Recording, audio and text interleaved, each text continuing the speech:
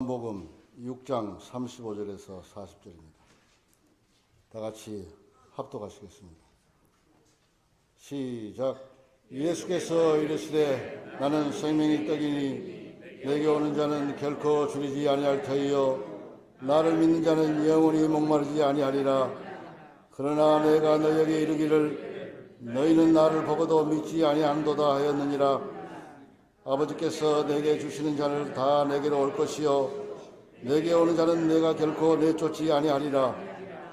내가 하늘에서 내려온 것은 내 뜻을 행하려 함이 아니요 나를 보내신 이의 뜻을 행하려 함이니라. 나를 보내신 이의 뜻은 내가 주신 자 중에 내가 하나도 잃어버리지 아니하고 마지막 날에 다시 살리는 이것이니라. 내 아버지의 뜻은 아들을 보고 믿는 자마다 영생을 얻는 이것이니 마지막 날에 내가 이를 다시 살리리라 하시니라. 아멘. 찬양대입니다. 음력으로 새해가 시작됐습니다.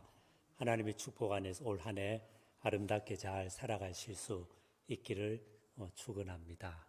우리 서로 인사를 좀 나누시죠. 일어나셔서 다니시면서 악수도 하시고 어깨도 두드려 주시고 반갑습니다. 새해 복 많이 받으십시오. 인사하겠습니다.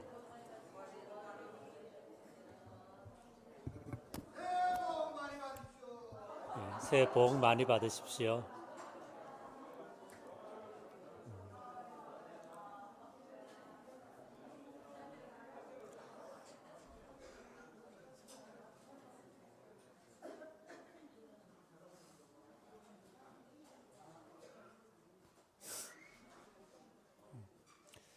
언젠가 60대 후반의 권사님 한 분하고 이런저런 이야기를 나눈 적이 있습니다. 이야기 중에 이분이 자기 꿈 이야기를 했어요. 꿈속에서 버스를 타고 어디를 가다가 목적지에 이르렀습니다. 이제 내리려고 했는데 손에 봉지 엄청나게 들고 있는 것이 많아서 그걸 챙기다 보니까 못 내렸다는 거예요. 그래서 이제 다음 정류장이라도 내려야겠다 싶어서 이제 봉지를 챙기는데 이제 다음 정류장에 내리려고 하다 보니 갑자기 그 봉지 중에 또 하나가 펑 터져버려가지고 또 못 내렸고 그래서 이제 꿈에서 깼습니다. 굉장히 기분이 찜찜했습니다. 그런 이야기를 하면서 이분 하신 말씀이 목사님 제가 꿈속에서 들고 간 그 봉지가 도대체 뭐였을까요? 그런 질문을 했습니다. 제가 그런 이야기를 나눴죠. 권사님, 우리가 살아간다는 것은 정말 권사님 꿈처럼 수많은 봉지를 이것저것 까만 봉지, 하얀 봉지, 큰 봉지, 작은 봉지 주섬주섬 들고 가는 것 비슷한 것 같습니다. 먹고 사는 봉지, 자녀 양육이라는 봉지, 건강의 봉지, 인간관계 어려움이라는 봉지, 그 봉지들을 들고 막 살아가는 거죠.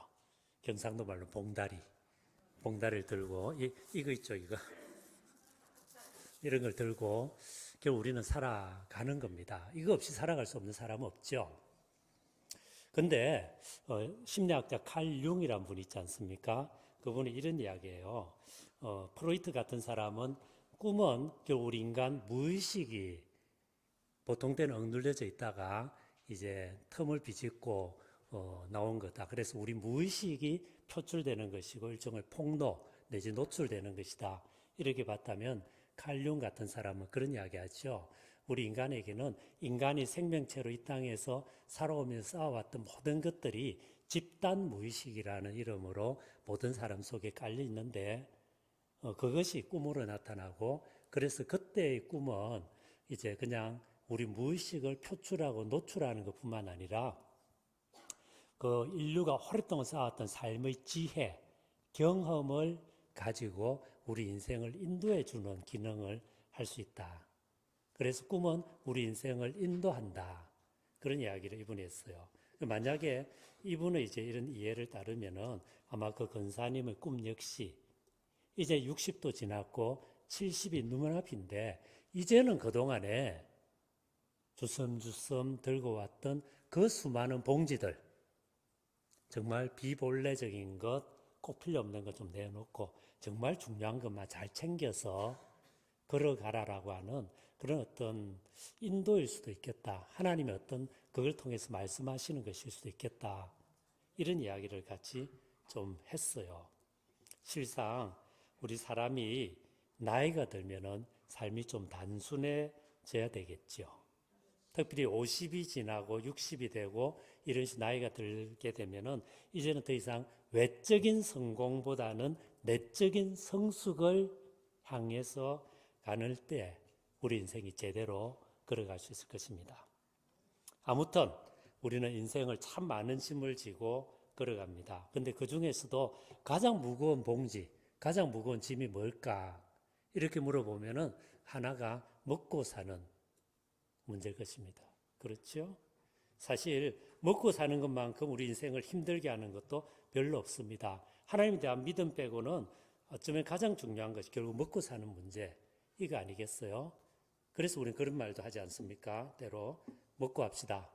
다 먹고 살려고 하는 일인데 뭐 그런 식으로도 이야기를 하죠. 예수님도 우리 사람들에게 먹고 사는 것이 너무 중요한 것을 잘 알고 계십니다. 그래서 구약부터 신약까지 보면 하나님이 우리가 먹고 사는 데 대해서 관심을 가지십니다. 성경은 뜬구름 잡는 이야기가 아니에요. 기독교 신앙은 저 공중에 있는 그런 아주 고귀한 이상만을 말하는 것이 아닙니다. 아주 구체적입니다. 실제적입니다. 현실적입니다.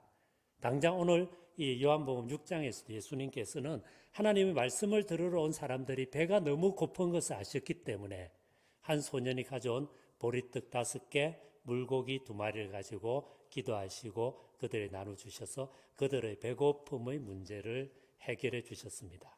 그래서 사람들이 마음껏 먹게 하셨고 그것으로 사람들에게 기쁨과 만족과 행복감을 누리게 해주셨던 것이죠. 예수님께서는 하나님의 말씀만 전할 뿐 아니라 사람들을 먹이신 겁니다.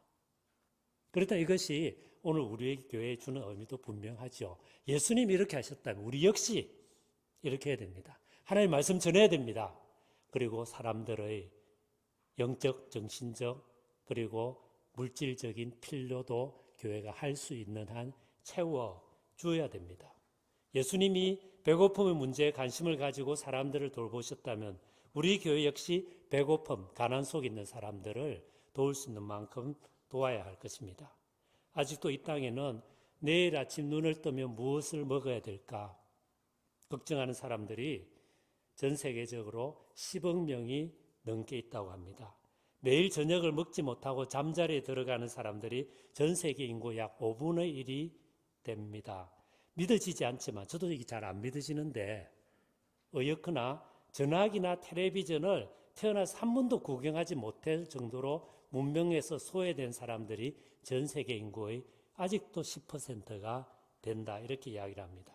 그날 베세다 들판에서 굶주린 사람들을 먹여주심으로 하나님 나라의 기쁨과 만족을 주셨던 예수님은 오늘 우리 교회를 하여금 우리 주변에 있는 사람들에게 이런 기쁨을 나누기를 원하십니다. 우리가 많은 것을 할 수는 없을 것입니다. 그러나 적어도 풍요로운 한국 사회지만 그럼에도 불구하고 우리 사회 속에 여전히 사각지대에서 어려움을 겪는 분들이 있습니다. 우리가 많은 걸 할 수 없지만 적어도 지역교회들이 자기 주변은 돌볼 수 있죠. 가령 소명교회 같으면 중앙동에 대해서 일정 부분 책임을 질 수 있습니다.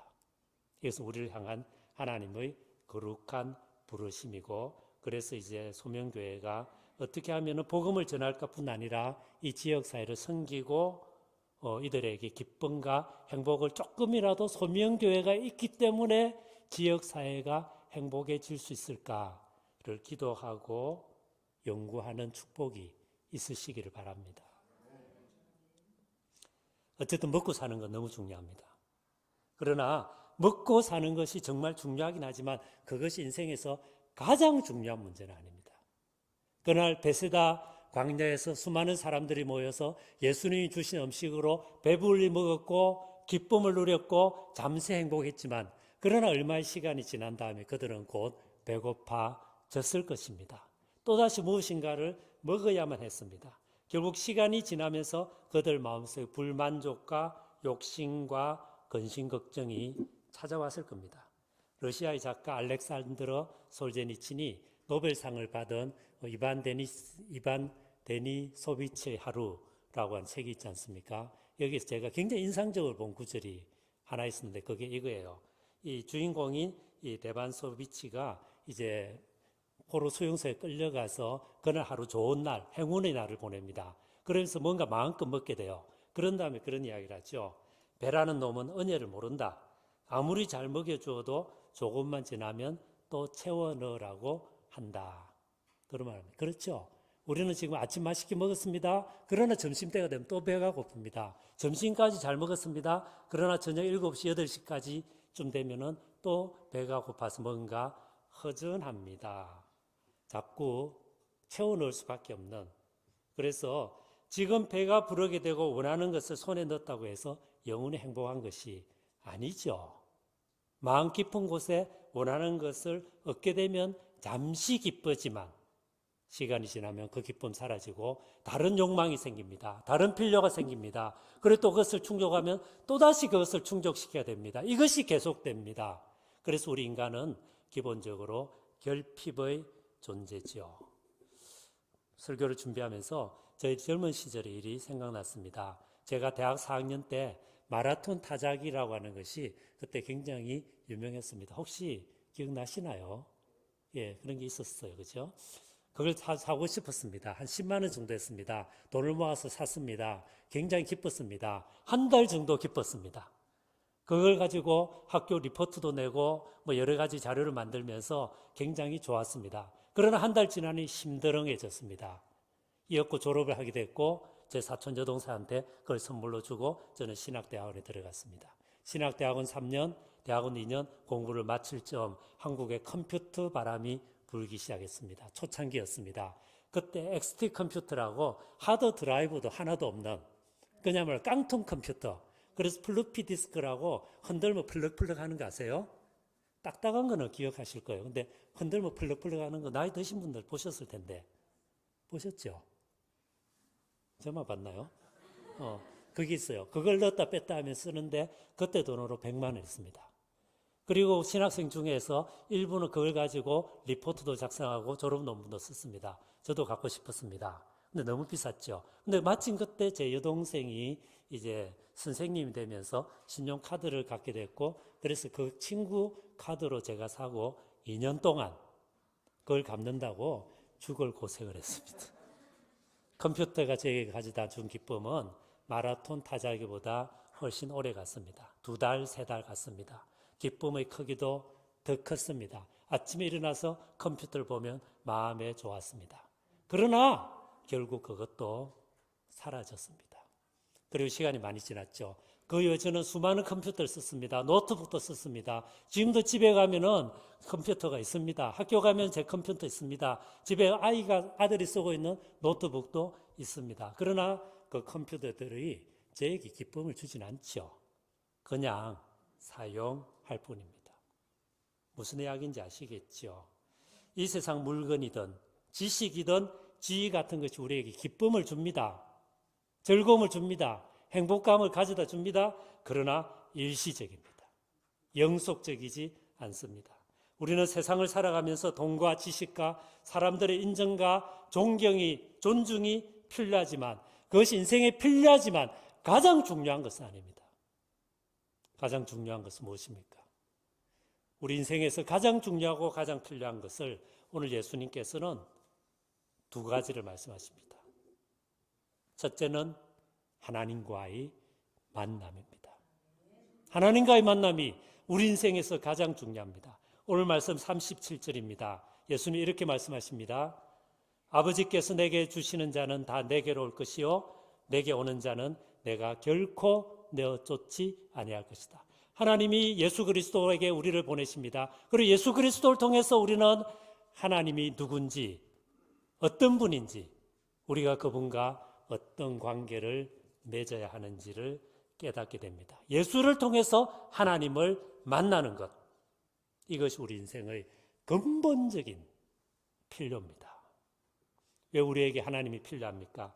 왜 하나님이 우리의 근본적인 필요입니까? 그것은 하나님이 우리 인간을 애초에 그런 존재로 만드셨기 때문에 그래요. 하나님이 우리 인간을 하나님의 형상으로 만드셨습니다. 그래서 하나님에 대한 근본적인 어떤 깊은 동경, 그리움이 있습니다. 이것을 바클라브 하벨 같은 옛날 체코슬로바키아의 이제 대통령까지 했던 시인은 그런 말을 했죠. 영혼을 향한 어쩔 수 없는, 독일어로 젠수크트, 끊임없는 추구, 그게 우리 마음 깊은 곳에 있다는 것입니다. 하나님을 향한 깊은 갈망이 서로 무신론자 하더라도 어느 순간은 그 마음속에 찾아오는 것입니다. 제가 아는 분 중에 큰 기업의 사장을 지냈고 대학에서 명예학 박사학위를 받았고 뒷날 보건복지부 장관까지 하신, 세상적으로 크게 성공하신 분이 계십니다. 근데 이분이 나이 들어서 치매가 왔어요. 그리고는 정신 수준이 5살 정도 됐습니다. 요양병원에 가서 그곳에서 하루 종일 보내는데 맨날 하는 일이 아침에 나와서 환자복을 입고 병원 뜰하게 앉아서 엄마가 올 거야, 엄마가 올 거야. 엄마는 왜 안 와? 엄마를 하루 종일 기다립니다. 지나가던 간호사가 안 됐잖아요. 그래서 말합니다. 할아버지 지금 연세가 얼만데 엄마를 기다리세요. 엄마 벌써 오래전에 돌아가셨잖아요. 할아버지 그러지 마시고 빨리 병실에 들어가세요. 그런 이분은 계속 아니야, 엄마가 온다고 했어. 엄마가 나 찾아온다고 했어. 나 엄마 기다려야 돼. 그 소리만 합니다. 사연은 이렇습니다. 이분이 너무나 어릴 때 가난에 시달리는 어머니가 아이를 도저히 키울 수 없어서 아이를 부잣집 앞에 앉혀두고 원하는 맛있는 과자를 한 봉지 사서 손에 안기면서 엄마가 잠시 나갔다 올 테니까 여기서 조금 기다리고 있으라. 엄마 금방 올게. 그러고 나서 엄마가 떠나버렸습니다. 아이는 고아원에 넘겨졌습니다. 그곳에서 살았습니다. 그곳에서 공부를 했습니다. 그리고 열심히 살았습니다. 마침내 장관이 됐습니다. 명예박사학위를 받았습니다. 큰 기업의 CEO까지 했습니다. 그러나 세월이 지나고 이 모든 것이 다 사라지고 마침내 치매가 와서 이분의 인생의 모든 것들이 사라졌지만 마음 깊은 곳에 엄마가 나를 떠났다. 나는 엄마를 만나야 된다. 엄마가 올 것이다. 라고 하는 이 깊은 갈망은 여전히 남아 있습니다. 그래서 이제 그 병원 뜰하게 앉아서 엄마가 올 거야. 엄마가 온다고 그랬어. 이런 이야기를 하고 있는 것입니다. 하루 종일 엄마를 기다린 거예요. 여러분, 이게 인간입니다. 대단하지 않아요. 근본으로 가면은 이 깊은 갈망, 결국 인간을 움직이는 두 가지면 좌절된 욕망과 이루지 못한 것에 대한 분노입니다. 근본으로 가면 그것만 남아요.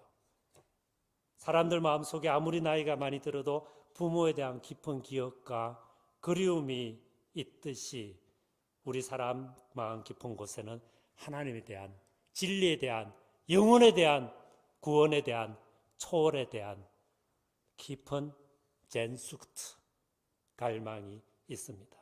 인생의 기본적인 필요는 하나님이십니다.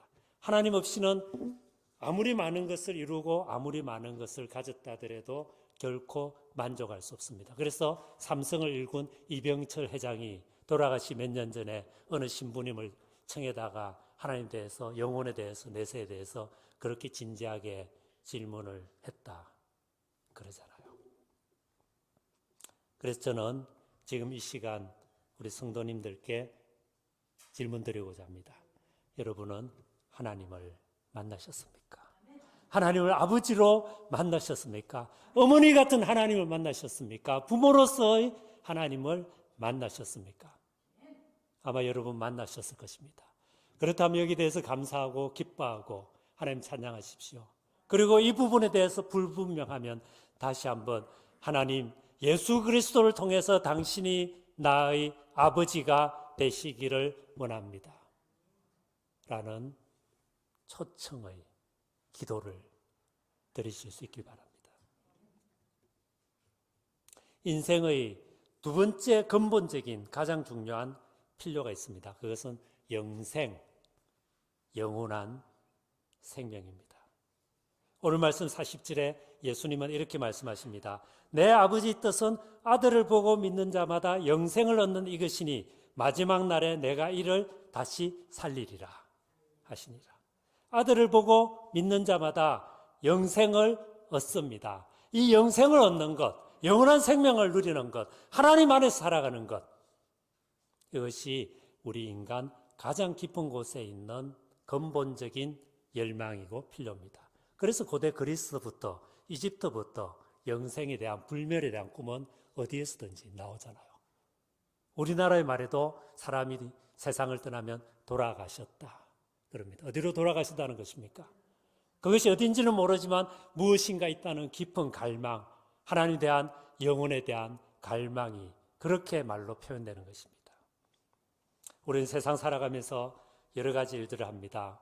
공부를 합니다. 일을 합니다. 돈을 법니다. 친구를 사귀입니다. 친구와 헤어지기도 합니다. 기쁜 일, 슬픈 일이 바람처럼 물결처럼 왔다가 사라집니다. 그러나 그 모든 것이 끝나는 것은 무엇일까? 결국 죽는 거죠. 그리고 모든 것이 결국 죽음으로 끝난다면 우리 그동안의 삶은 과연 어떤 의미가 있을까? 근본적인 질문 아니겠어요? 어느 대학교에서 학생 한 명이 어디론가 바쁘게 뛰어갑니다. 교수 한 분이 그 학생을 세워놓고 두 사람 사이에 대화가 시작됩니다. 자네 어디 가나? 오후 수업 들으러 강의실 갑니다. 수업 마치고 뭐 할 건가? 여자친구 만나고 데이트할 겁니다. 그러고 나서 뭐 할 건가? 내일 학교 와서 또 수업해야죠. 그렇게 하고 뭐 할 건가? 졸업하겠죠. 그리고 취직하겠죠. 취직하고 뭐 할 건가? 열심히 돈 벌고 승진하고 결혼도 하겠죠. 아이도 태어나겠죠. 그 다음에 뭐 할 건가? 그럼 저도 이제 나이가 들겠죠. 그럼 그 다음에는 어떻게 될 건가? 이 학생이 머뭇거리다가 그럼 저도 죽겠죠. 그러자 이 교수가 이 학생을 보고 이렇게 말합니다. 그렇다면 자네 지금 죽음을 향해서 죽기 위해서 뛰어가는군. 그렇게 이야기를 합니다. 그 연세대 철학과 교수를 지내셨던 그 김형석 교수님, 지금 100세 넘으시고 아직 살아계시죠. 이분이 쓴 고독이라는 이름의 병이라고 하는 수필집에 나오는 한 부분입니다. 무슨 이야기입니까? 우리가 무슨 일을 하든지 결국 우리 삶의 기결이 죽음으로 끝난다면, 죽음을 넘어서지 못한다면, 죽음을 넘어서는 근본적인 소망이 우리를 붙잡고 있지 못하다면 우리 이 땅의 삶은 사실 참 부질 없을 수 있다는 겁니다. 우리 인생의 마지막에 어떻게 될 것이며 또 어떻게 되어야 할 것인데 대해 답을 가지고 있지 못하다면 이 땅에서 어떤 성취도 성공도 근본적인 의미는 없습니다. 그래서 하나님을 만나는 것, 그리고 영원한 생명을 아는 것, 영원한 생명에 참여하는 것, 영원한 생명을 누리는 것, 이것이 우리를 향한 근본적인 우리 존재의 필요입니다. 그리고 예수님은 오늘 말씀에서 하나님을 만나야 한다는 것, 그리고 영원한 생명을 얻어야 한다는 이 두 가지 근본적인 필요에 대한 해결책을 제시해 주십니다. 오늘 말씀 35절입니다. 예수께서 말씀하시되 내가 곧 생명의 떡이니 내가 곧 생명의 떡이니 내게 오는 자는 결코 줄이지 않을 것이고 나를 믿는 자는 영원히 목마르지 아니하리라. 오늘 말씀에서 예수님은 내가 생명의 떡이다. 그래서 나를 먹는 자는 영원히 배고프지 않는다. 나는 생명의 물이다. 나를 마시는 자는 영원히 목마르지 않을 것이다. 이렇게 선언하십니다. 근데 여기서 주목해 볼 것은 나는 생명의 떡이다 할 때 나는 이다 라고 하는 표현입니다. 이것은 그리스어로 에고 에이미라고 했는데 굉장히 독특한 표현입니다. 신약 성경에서 예수님만이 이런 표현을 쓰고 있습니다. 그리고 구약으로 가면은 여호와 하나님만이 나는 이런 존재다 라는 표현이 나옵니다. 구약 성경 출애굽기 3장에서 모세가 하나님을 만나 하나님 당신이 누구십니까? 이렇게 물었을 때 하나님은 나는 스스로 있는 자다. I am that I am. 혹은 I will be that I will be. 나는 스스로 있는 자다. 이렇게 이야기합니다. 성경에서 I am, 나는 이다라고 하는 표현은 오직 하나님만이 쓰시는 표현입니다. 그래서 계속 이야기합니다. 이스라엘아 들으라, 나는 주님이다. 이스라엘아 들으라 나는 너희 창조주이다. 이스라엘아 들으라 나는 너희 반석이고 너희 산성이다. 이스라엘에 들으라 나는 너희 구원이다. 구약에서는 하나님만 이렇게 씁니다. 근데 신약에 오면 예수님이 똑같은 표현을 이렇게 합니다. 나는 부활이요 생명이다. 나는 길이요 진리요 생명이다. 나를 본 자는 하나님의 아버지를 보았다. 아브라함이 있기 전에 내가 이미 있었다. 나는 세상의 빛이다. 나는 생명의 떡이다. 나는 찬송받을 자의 아들이다. 에고 에이미 나는 이런 자다. 이렇게 이야기합니다. 무슨 말입니까? 결국 여기서 예수님은 내가 인간이지만 신적인 존재란 겁니다. 내가 하나님의 아들이고 하나님이란 것입니다. 내가 신성을 가진 존재란 것입니다. 나를 만나게 되면 바로 하나님을 만나고 내 안에 이미 영생이 있다는 것입니다. 그래서 예수를 만날 때, 예수 안에 있을 때, 예수를 믿을 때 우리는 하나님을 만납니다. 우리는 영생에 참여하게 됩니다. 예수를 나의 주, 나의 하나님이라 고백할 때 그 순간 우리는 영원한 하나님의 아들, 딸이 되고 이와 같이 얻은 구원은 영원히 흔들리지 않습니다. 그래서 내가 예수를 믿는다. 예수님을 내 인생의 주님으로 모셔드렸다라는 것은 보통 사건이 아닙니다. 이것은 온 우주를 만드신 하나님이, 온 세상을 이끌어 가신 하나님이 마침내 역사를 당신의 뜻을 따라 아름답게 완성시킬 그분이 내 인생을 찾아오셔서 내 손을 잡고 나와 함께 걸어간다는 그런 사건이 생긴 것입니다. 하나님이 우리의 아버지 되신다는 것입니다. 그렇다면 우리가 무슨 부족함이 있겠습니까? 인생에 많은 문제가 있습니다. 질문이 있습니다. 어려움이 있습니다. 그러나 결국 그 모든 것에 대한 근본적인 답은 예수입니다. 그래서 그런 말 하죠. 백문일답 예수.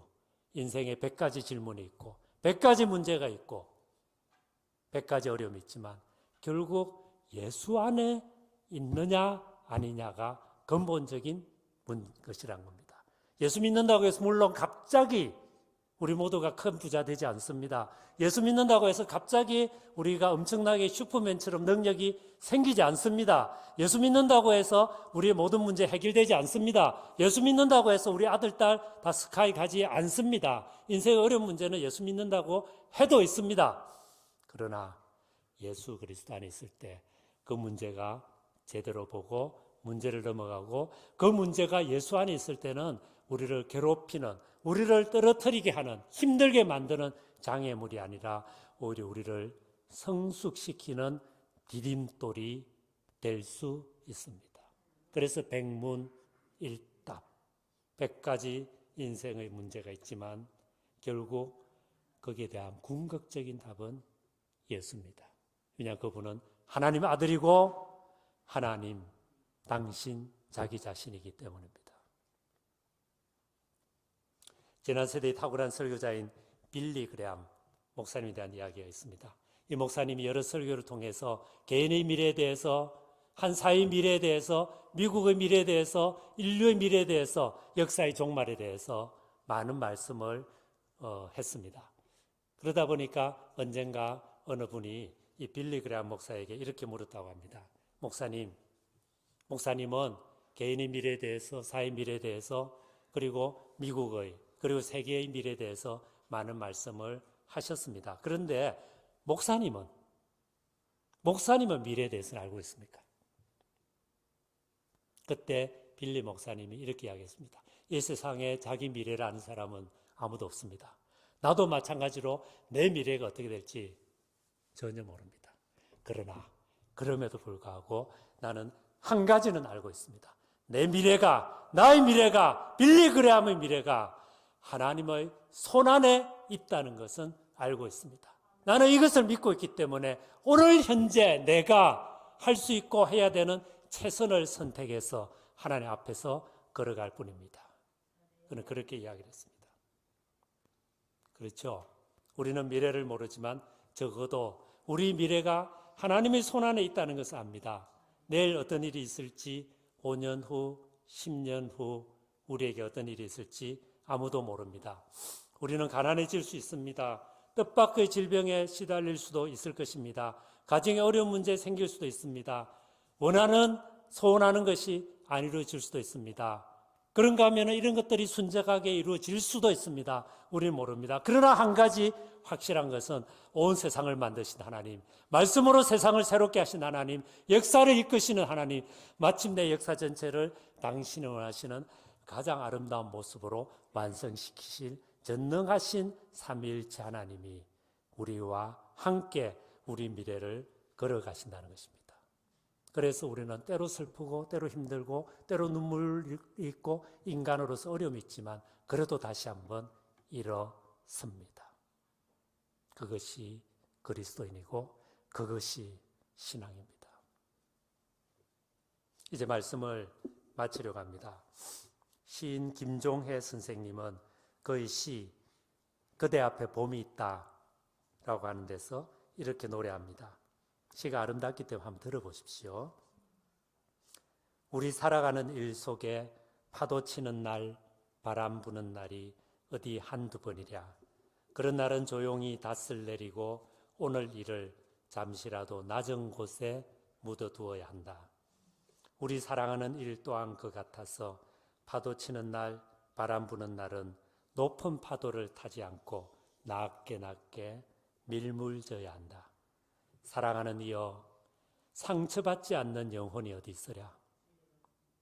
늦은 추운 겨울 다 지내고 꽃필 차례가 바로 그대 앞에 있다. 마지막 절이 저는 참 좋더라고요. 사랑하는 이여, 상처받지 않는 영혼이 어디 있으랴. 추운 겨울 다 지내고 꽃필 차례가 바로 그대 앞에 있다. 우리는 살아가면서 상처를 어쩔 수 없이 주기도 하고 받기도 합니다.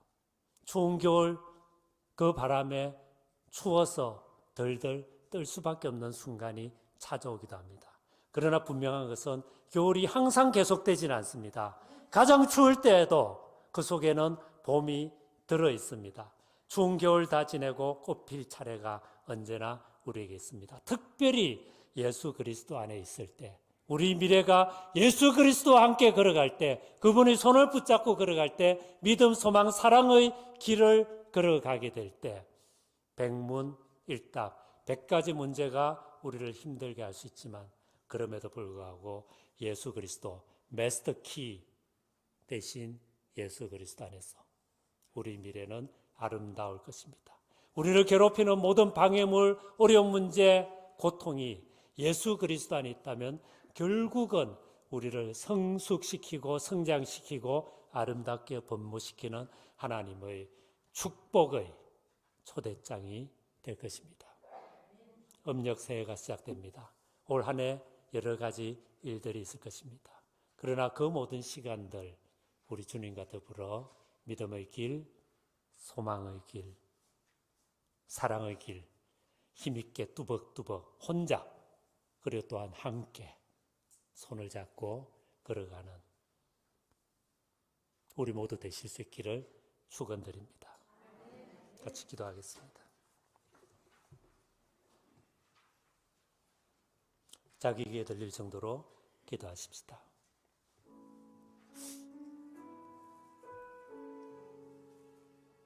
예수 그리스도 안에서 하나님을 다시 한 번 더 깊이 만나게 하여 주옵소서. 영원한 생명이 우리에게 주어졌음을 고백하며 감사하며 주님과 더불어 믿음의 길 걸어가도록 성령이여 저희를 붙잡아 주시옵소서. 기도하겠습니다. 주님.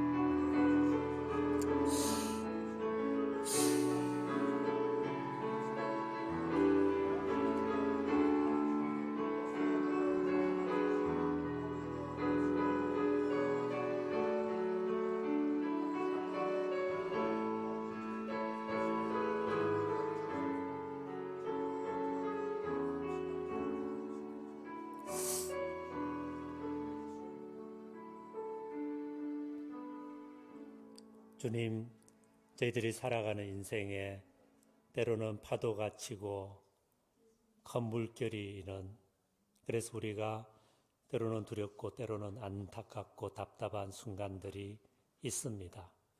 그러나 그 모든 순간 우리 주님 손 붙잡고 미래를 붙잡아 주시는 주님의 손길 안에서 오늘 믿음, 소망, 사랑, 섬김, 나눔의 길을 잘 걸어갈 수 있도록 우리 한 명 한 명을, 우리 가정을, 우리 자녀들을, 우리 생업을, 또 교회 공동체 전체를 붙잡아 주시옵소서. 예수 그리스도 이름으로 기도드립니다.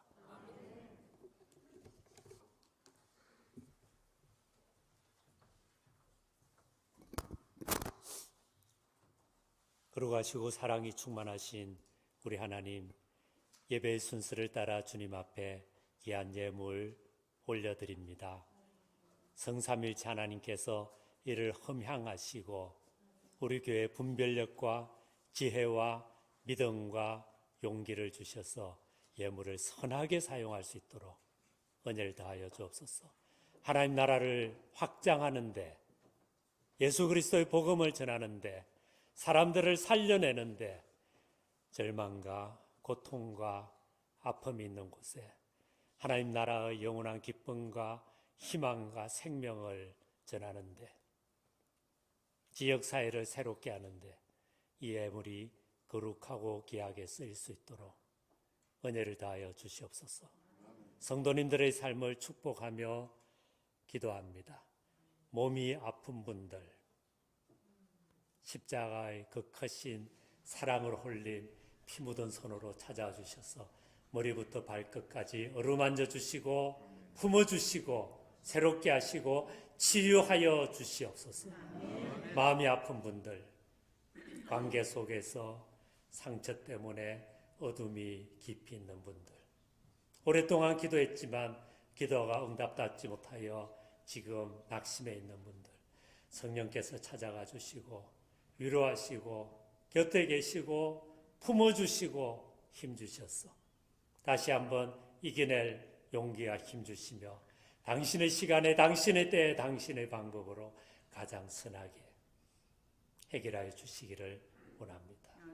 자녀들을 위하여 축복하며 기도합니다. 부모 세대보다 어쩌면 더 어려운 세대를 살아갈 수도 있는 우리 자녀들이 예수 그리스도에 대한 믿음 붙잡고 주님 손 붙잡고 걸어가는 믿음의 자녀들 되도록 은혜를 더하여 주시옵소서.